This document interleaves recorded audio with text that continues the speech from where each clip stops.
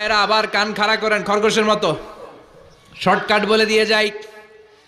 আলমার আতুইদা সাল্লাত খামসাহা, বিশ্বনবী ফরমান, চারটা কাজ যে নারী দুনিয়ার বুকে করবে ওই নারীর জন্য জান্নাতের 8টা দরজা খুলে দিবে কে? আল্লাহ। 1 নম্বর আলমার আতুইদা সাল্লাত খামসাহা, 5 ওয়াক্ত নামাজ যে মেয়েরা পড়বে, সমাত শাহরাহা, যারা রমজানের রোজা রাখবে, আতাআত বালাহা, স্বামীর আনুগত্য করবে, হাফিজাত ফুরুজাহা, লজ্জাস্থানের হেফাজত করবে। এই 4টা কাজ যে নারীরা করবে 8টা জান্নাতের দরজা তাদের জন্য খুলে দিবে কে? সহজ হয়ে গেল না? মাত্র 4টা। কয়টা? আরো জোরে বলেন কয়টা? মাত্র 4টা কাজ। আর কিছু কাজ করতে বিশ্বনবী নিষেধ করেছেন। জামার উপর দিয়ে পারফিউম মেখে যেতে নিষেধ করেছেন মুহাম্মদ সাল্লাল্লাহু আলাইহি ওয়াসাল্লাম। আইয়ুমা ইমরাআতিন ইস্তাআতারাত, যেই মহিলারা পারফিউম মেখে বের হলো পুরুষদের দৃষ্টি আকর্ষণের জন্য, কিয়ামতের দিন জিনাকারিনীদের কাতারে ওদেরকে দাঁড় করাবে কে? আল্লাহ। অনেক মহিলারা আছে ঝাঁঝালো পারফিউম দেয়, আছে না? টেম্পুর মধ্যে বসাই যায় না, না?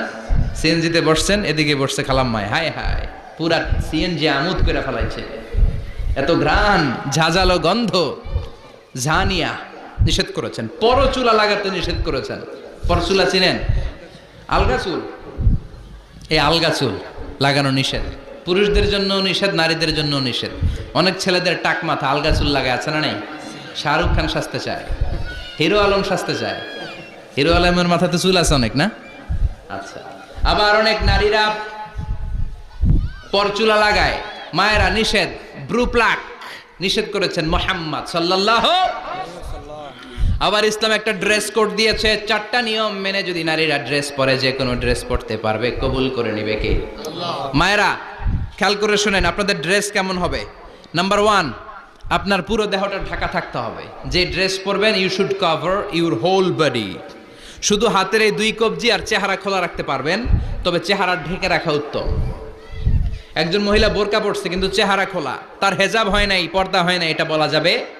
কিন্তু উত্তম হচ্ছে চেহারা ঢেকে রাখা, কারণ চেহারা সৌন্দর্যের রাজধানী। Face is the capital of beauty, ঠিক কিনা? চেহারা দেখলাম তো সব বোঝা গেল, ঠিক কিনা? কেমন মাধুর্যতা আছে, দেখতে কেমন সুন্দরী কিনা সব বোঝা যায়। এজন্য চেহারাটাও ঢেকে রাখবেন, চোখটা খোলা রাখবেন। বিশ্বনবীর স্ত্রী উম্মে সালামা বলে, দেখার জন্য আমার 2 চোখের দরকার নাই, লাগবে 1 চোখ। উনি আরেক চোখের মধ্যে আরেক কাপড় দিয়ে রাখতেন, এমনি তাকাইতেন। সাহাবারা বলতেন উনারা দেখলে আমরা দিতাম দৌড়, ভয় লাগতো। চোখ একটা দেখা যায় আর একটা খোলা, উনারা দেখে আমরা এদিক সেদিক পালিয়ে যেতাম। আবার অনেক মহিলারা পা ঢাকে না, পা কিন্তু পর্দার অন্তর্ভুক্ত। সব সময় মেয়েরা পা মোজা পরে বেরোতে হবে, পা দেখানো যাবে না। হাদিসে এসেছে শুধু হাত এতটুকু, পা কিন্তু পর্দার অন্তর্ভুক্ত। উম্মে সালামা বললেন, ইয়া রাসূলুল্লাহ, আমরা তো হাঁটতে গেলে অনেক সময় পা দেখা যায়। বিষ্ণু বললেন, তাই? তাহলে 1 বিঘত নিচ দিয়ে কাপড় বাড়াও। উম্মে সালামা বললেন, জোরে হাঁটলে তো তারপরও দেখা যাবে। বিষ্ণু বললেন, 1 হাত বাড়াও, ধুলাবালি সহ টানবা, তারপরও পায়ের 1 ইঞ্চি দেখানো যাবে। তাহলে ড্রেস কোডের প্রথম নিয়ম হচ্ছে পুরো দেহ ঢাকবেন। 2 নম্বরের নিয়ম, পোশাক ঢিলে ঢালা হবে না টাইট ফিটিং? আরো জোরে বলেন। আছি আমরা কোন জামানায়, লাজ শরম গেছে হারায়, পাতলা শাড়ির বাহার, পাখি ড্রেস লেহেঙ্গা, পোশাক দেখে নারীর লাজে মরে যাই, হায় হায়। আছি আমরা কোন জামানায়, লাজ শরম গেছে হারায়, ঠিক কিনা? লাজ শরমের বালাই নাই। ঢিলে ঢালা হবে, টাইট ফিটিং হতে পারবে না। মোটা কাপড়ের হবে, এই যে আমার জুব্বা দেখছেন, আমি মহিলাকে পোশাক পরে ফেলাইছি কিন্তু হেরা পরে না, এরকম মোটা হবে। মোটা কাপড়, কিচ্ছু দেখা যায় না, বাইনোকুলার দিয়েও দেখা যাবে না। আবার ঢিলে ঢালা আছে না নাই? আমরা পুরুষরা যে এটা পরি, এটা দিয়ে 3 মহিলার কাপড় হয়, ঠিক কিনা? কাপড় পরতে চায় না তারা, ওদের পোশাক আমরা নিয়ে নিচ্ছি। তার মানে ঢিলে ঢালা হবে, মোটা কাপড়ের হবে, টাইট ফিটিং হতে পারবে। আবার পুরুষদের পোশাক হতে পারবে। এই 4টা নিয়ম মেনে যে যেই ধরনের পোশাক পরেন, চাদর পরেন সমস্যা নাই, শাড়ি পরেন সমস্যা নাই, ব্লাউজ পরলে ফুল হাতা পরবেন সমস্যা নাই, মেক্সি পরলেও সমস্যা নাই, বোরকা পরলেও সমস্যা নাই, কিন্তু পোশাকটা শালীন পোশাক হতে হবে। কি পোশাক?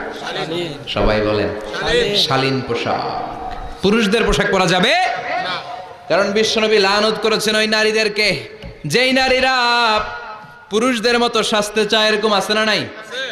দেখলে বোঝা যায় না কোনটা ছেলে কোনটা মেয়ে, আছে না নাই? এক লোক, একটা গল্প শোনাই আপনাদের। এক লোক এক বাগানে গিয়েছে, যে দেখে বাগানে কিছু ছেলে মেয়ে খেলাধুলা করে, কিন্তু ছেলে মেয়েদের পোশাক দেখে বোঝার উপায় নাই কোনটা ছেলে কোনটা মেয়ে। শুনতেছেন? পোশাকের এমন দশা, কোনটা ছেলে কোনটা মেয়ে বোঝাই যায় না। আফসোস করে বলল, হায় রে, কেমন এদের মা বাবা, কেমন এদের আক্কেল, কি পোশাক তাদের পরিয়েছে, কোনটা ছেলে কোনটা মেয়ে বোঝাই যায় না। পাশে এক ভদ্রলোক বসা ছিল, রেগে মেগে আগুন, এই মিয়া সাবধানে কথা বলেন, জানেন এগুলো আমার সন্তান, আমার সন্তান এগুলো। লোক তো ভয় পেয়ে গেছে, তাই নাকি? ও তাহলে আপনি এদের বাবা? এবার লোকটা রেগে মেগে বলে, আমি আপনার কি চোখ নেই, আমি বাবা হইতে যাবো কেন, আমি তো এদের মা। তার মানে কোনটা ছেলে কোনটা মেয়ে যেমনি বোঝা যায় না, কোনটা বাবা কোনটা মা এটাও বোঝা যায় না। এরকম আছে না নাই? ছেলেরা পরবে ছেলেদের পোশাক, মেয়েরা পরবে মেয়েদের পোশাক। চিল্লায় বলেন ঠিক কিনা? এজন্য ইসলাম নারীদেরকে যে অধিকার দিয়েছে, পৃথিবীর কোন ধর্ম এত অধিকার দেয় নাই। ইসলাম যে মর্যাদা আপনাদেরকে দিয়েছে, আর কেউ দিয়েছে নাকি? ইসলাম বলে প্রথম সন্তান কন্যা সন্তান হলে ঘরের মধ্যে বরকত আছে না নাই? মিন বারাকাতিল মারআতি তাবকিরুহা বিল ইনাস। একটা মেয়ের মধ্যে বরকত বেশি না কম কেমনে বুঝবেন? তার প্রথম সন্তান যদি মেয়ে হয়, তাহলে বুঝবেন এই মেয়েটা বরকতওয়ালা মেয়ে। এই মেয়ে আপনার জীবনে অনেক কিছু নিয়ে আসবে। সুবহানাল্লাহ কইতে পারেন না?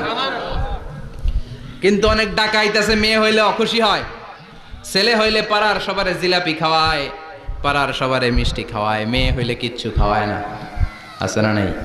কিন্তু আমরা মেয়ে হলে খুশি হব। কার কার প্রথম সন্তান মেয়ে? হাত তোলেন। একজন, দুইজন, তিনজন। প্রথম সন্তান মেয়ে কার? হ্যাঁ, অনেকে আছে তো মাশাআল্লাহ, আপনারা অনেক বরকতময়, আলহামদুলিল্লাহ। হাত নামান। আমারও প্রথম সন্তান মেয়ে, তিনোটাই মাইয়া। জান্নাত একটা আমারে দিয়েন। তার মানে 3 জান্নাতের মালিক, মাশাআল্লাহ। আল্লাহ ভাইরে তুমি কবুল করো। তার মানে কোন ঘরে যখন মেয়ে আসে, আল্লাহ বলে ঘরটা বরকতময়। মেয়েটা যখন বড় হতে শুরু করে, মেয়েটা ভাইয়ের জন্য বরকতময়। মেয়ে যখন বিয়ের উপযুক্ত হয়, বাবার জন্য বরকতময়। 2 মেয়ে মানে বাবার 2 জান্নাত, 3 মেয়ে মানে 3 জান্নাত। সুবহানাল্লাহ। আবার যখন স্বামীর কাছে যায়, ইসলাম বলে ওই স্বামী আল্লাহর কাছে সেরা, যেই স্বামী বউয়ের কাছে সেরা। বউ যদি আপনারে ভালো বলে, আপনি আল্লাহর কাছে ভালো। বউ যদি খারাপ বলে, আপনি আল্লাহর কাছে খারাপ। তার মানে ব্যালেন্স করেছে ইসলাম। স্বামীরও আনুগত্য করতে বলেছে, আবার স্বামীকেও বলেছে স্ত্রীকে ভালোবাসতে, ঠিক কিনা? কথা বলেন। এবার আরেকজনের স্ত্রী, ইসলাম বলে তোমার হাত যদি বউয়ের হাতের সাথে মিলাও, 2 হাতের সগীরা গুনাহ মাফ করে কে? স্ত্রীর দিকে যখন তাকাও, তোমার চোখের সগীরা গুনাহ মাফ করে কে? প্রতি মাসে মাসে স্ত্রীর কাপড় চোপড় আর কসমেটিক্স কেনার জন্য যে টাকাটা দাও, এই টাকাটা সদকা হিসেবে কবুল করবে কে? এবার এই মহিলা গর্ভবতী, ইসলাম বলে সন্তান ভূমিষ্ঠ করতে যে যদি কোনো মা ডেলিভারি কেসে হসপিটালে মারা যায় কিংবা বাসায় মারা যায়, কিয়ামতের দিন ওই মহিলাকে শহীদদের কাতারে দাঁড় করায় দিবে কে? বাচ্চা ভূমিষ্ঠ করতে যে শাহিদ, শাহিদা, শহীদদের কাতারে। আর সুন্দর মতো যদি আসে, আল জান্নাতু তাহতা আকদামি উম্মাহাতিকুম, মায়ের পায়ের নিচে সন্তানের বেহেশত আছে না নাই? জোরে বলেন। এজন্য ইসলাম বলে খবরদার, মায়ের মর্যাদা সবচেয়ে বেশি। এক সাহাবী বললেন, ইয়া রাসূলুল্লাহ, কার সাথে ভালো আচরণ করব, বাবার সাথে নাকি মায়ের সাথে? নবী বললেন মায়ের সাথে। এরপরে মায়ের সাথে, তারপরে মায়ের সাথে, তারপরে কার সাথে? তারপরে তোমার পিতার সাথে। মায়ের মর্যাদা কয় গুণ বেশি? ওগো মা তুমি এই ধরনের শ্রেষ্ঠ নেয়ামত, তোমারই পদতলে রয়েছে জান্নাত। ওগো মা তুমি এই ধরনের শ্রেষ্ঠ নেয়ামত, তোমারই পদতলে রয়েছে জান্নাত। সুবহানাল্লাহ। আমি বলি আমাদের পায়ের নিচে থাকে মৌজা, জুতা আর বালু, আর মহিলাদের পায়ের নিচে জান্নাত। এই পৃথিবীটারে 1000 বার বিক্রি করলে জান্নাতের একটা চেয়ারের দাম হবে না। সুবহানাল্লাহ পড়ে। আর যেই জান্নাত মায়ের পায়ের নিচে পড়ে আছে, ওই পায়ের দাম বেশি না কম? এজন্য মায়েদের সাথে ভালো আচরণ করতে হবে। ইসলাম নারীকে দিয়েছে ইবাদতের অধিকার। নারীরা যদি মহিলা সমাবেশে যেতে চায়, কোনো পুরুষ বাধা দিতে পারবে? নারী যদি মসজিদে নামাজ পড়তে যেতে চায়, বাধা দিতে পারবে? নাগাইশি কি আছে মহিলাদের নামাজের জায়গা? করেন নাই আপনারা? করেন, আস্তে আস্তে করেন, আস্তে আস্তে করতে হবে। তারা অনেক সময় বাইরে বেরোয়, বাসায় আসতে আসতে নামাজের সময় হয়ে গেছে, কই পড়বে নামাজটা? মসজিদে সুযোগ করে দেন, মসজিদে পড়বে। তবে ঘরে পড়া উত্তম, ঘরে পড়লে বেশি সওয়াব। সুবহানাল্লাহ। তার মানে ইবাদতের অধিকার ইসলাম নারীকে দিয়েছে, শিক্ষার্জনের অধিকার। আপনার ছেলেকে স্কুলে পাঠান, শুধু ছেলেকে নয়, আমরা বলি আপনার ছেলেকেও পাঠান, মেয়েকেও পাঠান, ঠিক কিনা? আপনার ছেলেকে মাদ্রাসায় পাঠান, মেয়েকেও পাঠান। শিক্ষা সবার জন্য। বিষ্ণু বলেছেন আল্লিমু বানাতাকুম সূরাতান নূর, তোমরা তোমাদের মেয়েদেরকে সূরা নূর শিখাও। কোন সূরা? কথা কন। ও আমার মায়েরা, আপনাদের জন্য রব্বুল আলামিন সব হকের কথা সূরাতুন নূরে বলেছে। অনেক মেয়েরা প্লাজো পরে রঙিন বোরকা পরে। আল্লিমু বানাতাকুম সূরাতান নূর, তোমরা তোমাদের নারীদেরকে সূরাতুন নূর শিক্ষা দাও। ও আমার মায়েরা, আজ থেকে সূরাতুন নূরের অর্থ পড়বেন, তাফসীর পড়বেন, ঘরটারে বরকতময় করে দিবে কে? আপনাদের আছে মোহরানার অধিকার। বিয়ে করলে পুরুষ মোহরানা পাবে না, দিবে। কিন্তু আমরা এতগুলা টাকা নিয়ে আসি, ডাকাইত আছে না নাই? সারা জীবন মেয়েটারে লালন পালন করলো, একটা মেয়ে হলো একটা বাবার কলিজা। মেয়ে দিয়ে দিল মানে বাবা কলিজা ছিঁড়ে দিল, আর কি চাস? ডাকাত, ফকির কোথাকার।